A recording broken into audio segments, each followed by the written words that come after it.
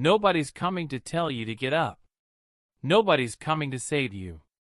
You're waiting, waiting for someone to show up, to give you a sign, to drag you out of the mess you're in. But let me be brutally honest with you. Nothing's coming. No savior, no miracle, no magical day where everything suddenly makes sense. You're hoping life will give you a second chance, but life doesn't care. It doesn't wait. And every second you spend sitting there, scrolling, doubting, making excuses, is a second of your life slipping away. This is it. This moment. This is your life. And you're wasting it waiting for permission to start living. Wake up. Stop pretending like you have time. Stop acting like someone else will do it for you. You're on your own. And that's not a tragedy, it's your power. Because the moment you stop expecting someone to rescue you is the moment you finally take control. You've been trained since childhood to wait. Wait for permission. Wait for instructions. Wait for the right time. From school to society, you've been conditioned to believe someone else holds the keys to your future. A teacher, a boss, a mentor, a savior. Someone who will see your potential and finally push you forward. So you keep waiting. Waiting for motivation. Waiting for clarity. Waiting for someone to show up and say, "It's your turn." But here's the cold truth. Nobody's coming.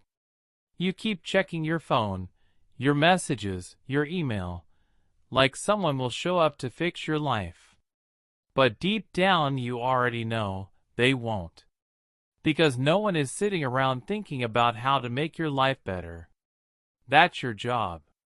Always has been. Always will be. Nobody's coming to tell you what to do. Nobody's coming to drag you out of bed, to force you into the gym, to build your business for you, or to stop you from wasting another year doing the same things and expecting different results. You want direction? You want answers? Look in the mirror. That's your mentor. That's your savior. That's your rescue plan. But here's where it gets real. You want change, but you can't even change your morning routine. You say you're serious, but you hit snooze every day.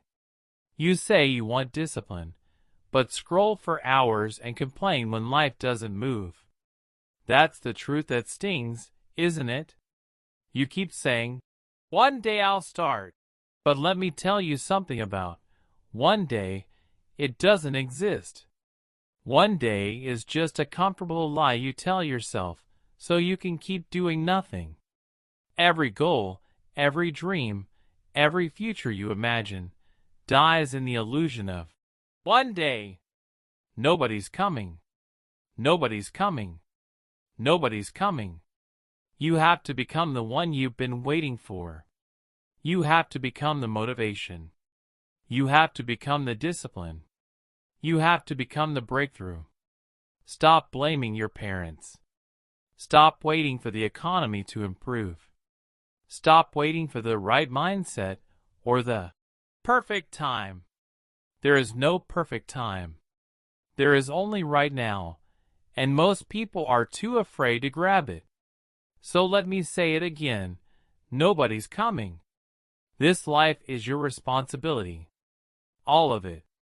The pain, the setbacks, the failures, and the rise. The comeback. The transformation. You own it all. You can't keep living on autopilot, letting days blur into months, years, decades, and then wondering where your life went. If you want different, you have to be different. And no one can do that for you. That's the raw, brutal truth. So here's the question. Are you going to keep lying to yourself? Or are you finally going to stand up and do something about it? Because nobody's coming. You are the one you've been waiting for. Caleb was born into chaos. A cracked apartment wall, the constant sound of shouting behind thin doors, and an empty kitchen that echoed louder than the noise outside. His father was gone before he turned 5, just a shadow of a man who disappeared into the night and never looked back. His mother did what she could, but between the screaming fits and broken promises, Caleb learned early on that love can sometimes feel like violence. He waited, though. He waited for someone to come, for a teacher to notice the pain in his eyes, for a neighbor to check in, for a mentor to take him under their wing. But no one ever did. Year after year passed, and still nothing changed. Life just got harder. He watched his friends spiral, some into gangs, some into jail, and others into silence. But it wasn't until his best friend, Marcus, overdosed that Caleb truly broke. That night was a turning point. The sirens, the flashing red lights outside the building, the lifeless body of the only person who truly understood him, it all hit at once. Caleb didn't cry. He just stared. At Marcus. At the ceiling. At himself. And the weight of it all crushed him. The next morning, he stood in front of the mirror, face swollen, eyes hollow. And something shifted. For the first time in his life, he didn't just see the broken boy looking back. He saw the man he needed to become. "No one's coming," he whispered to his reflection. "No one's going to save me. If I want something different, I have to become different." That was the moment Caleb stopped waiting. He started slow. He woke up early. He read every book he could find in the public library. He trained his body. Push-ups on the cracked living room floor, runs through the neighborhood while others slept. He applied for every job that would take him and saved every dollar. There was no applause, no cheerleaders, just long nights, aching muscles, and the quiet whisper in his mind that kept repeating, "Keep going. Nobody's coming." When doors closed, he built his own. When people doubted him, he didn't argue. He just kept showing up. Over time, the boy from the broken home became a man with a mission. Caleb went to college, the first in his family. He studied psychology, driven not by ambition, but by pain.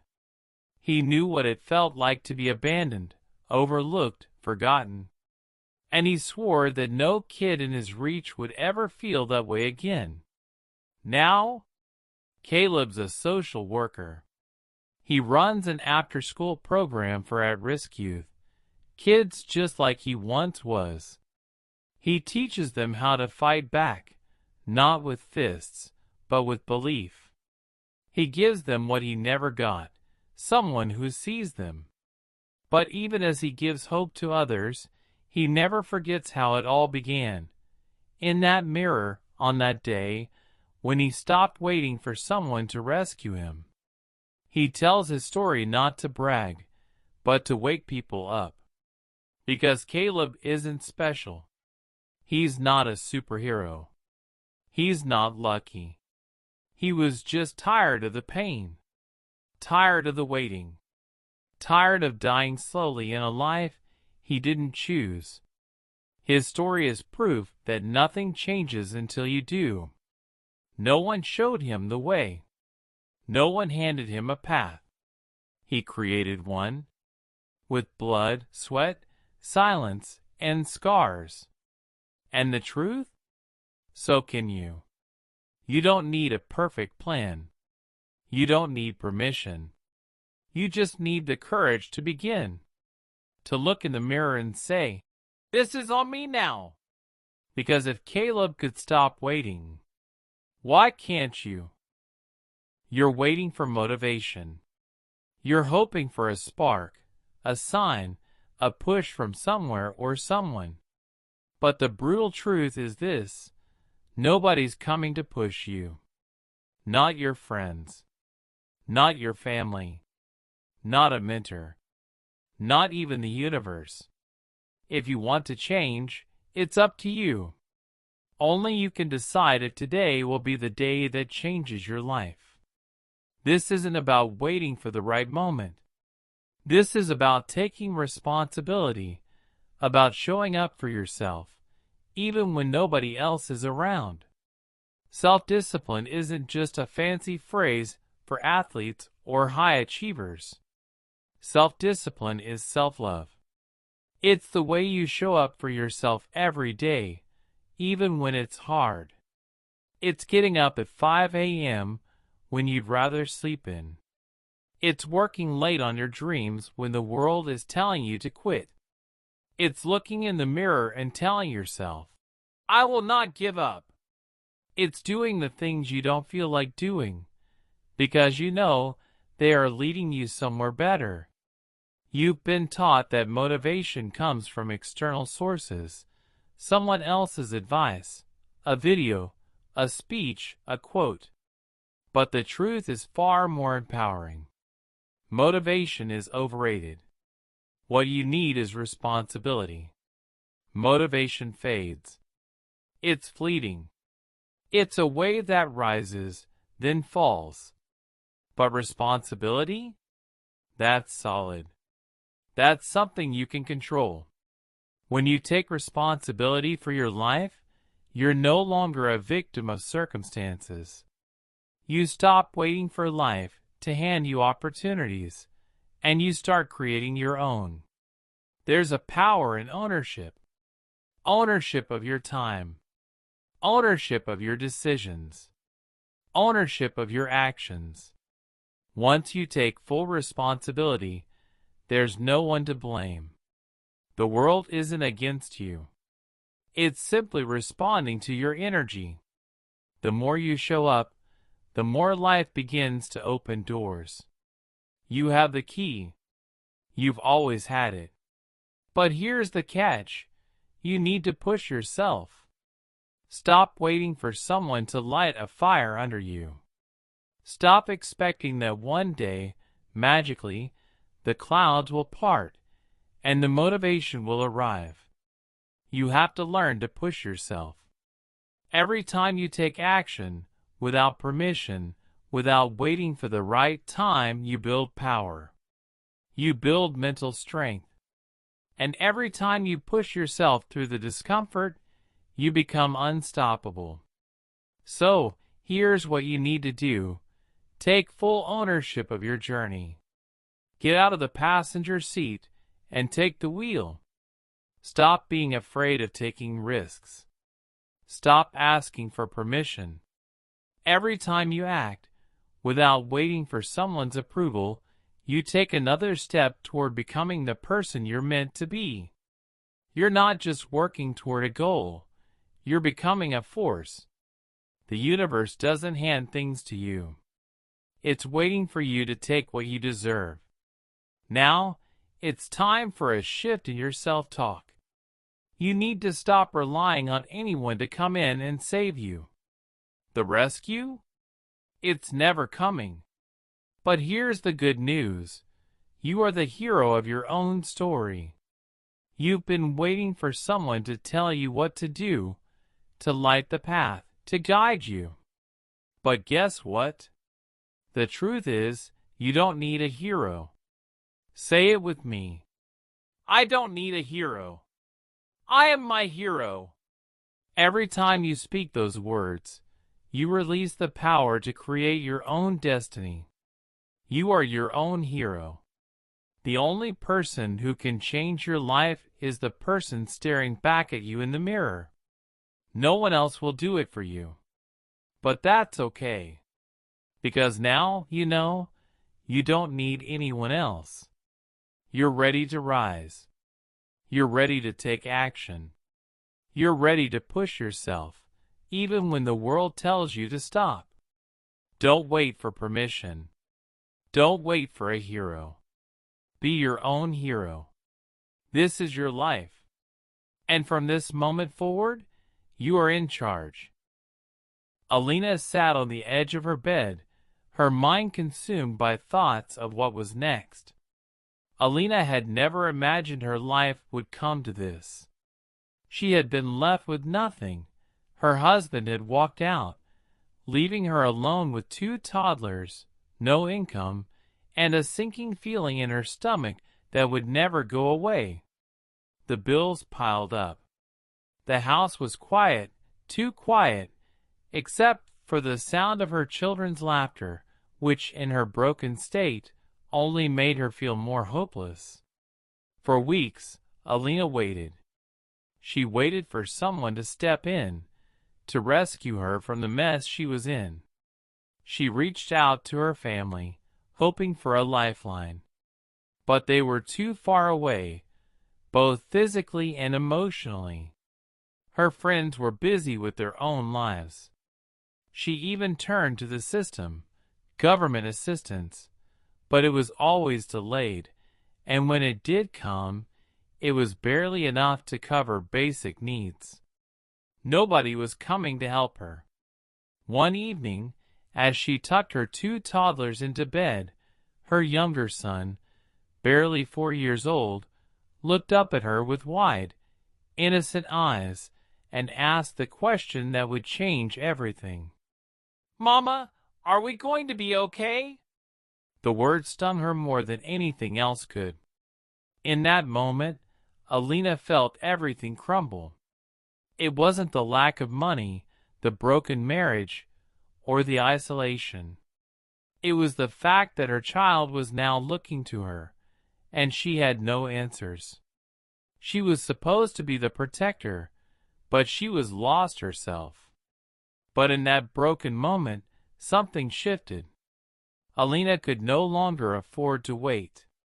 Her tears dried, and her heart hardened with determination.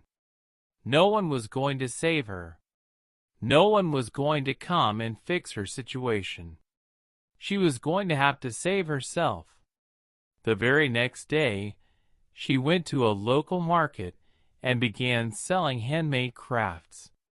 At first, it was difficult. She had no background in business, no knowledge of what she was doing, but the pain of staying stuck was greater than the fear of failure. Slowly, she learned. She figured out how to price her items, how to talk to customers, and how to manage her limited resources. It wasn't glamorous. Some days, she barely made enough to buy groceries. But she kept going.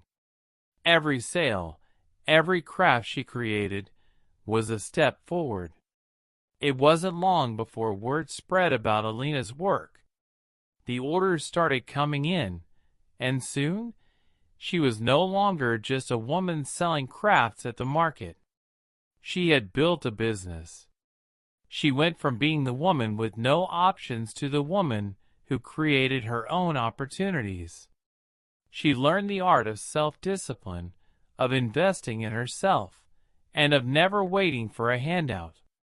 Years later, Alina's small side hustle had grown into a full-fledged brand. She had built a business that not only supported her children, but also allowed her to give back to the community. She had become the very protector she needed. She had saved herself, and in doing so, had given her children a future. But the greatest lesson she learned was this: stop looking around. Start looking within. Nobody was coming to save her. The world doesn't stop for you to catch up. You have to make the decision to move forward, even when it feels like everything is against you. Alina realized that the power to change her life had always been inside of her. She didn't need a hero. She just needed the strength to believe in herself. So let me ask you, if Alina could rise from the ashes of her broken life, why can't you? You are enough if you're willing to act like it.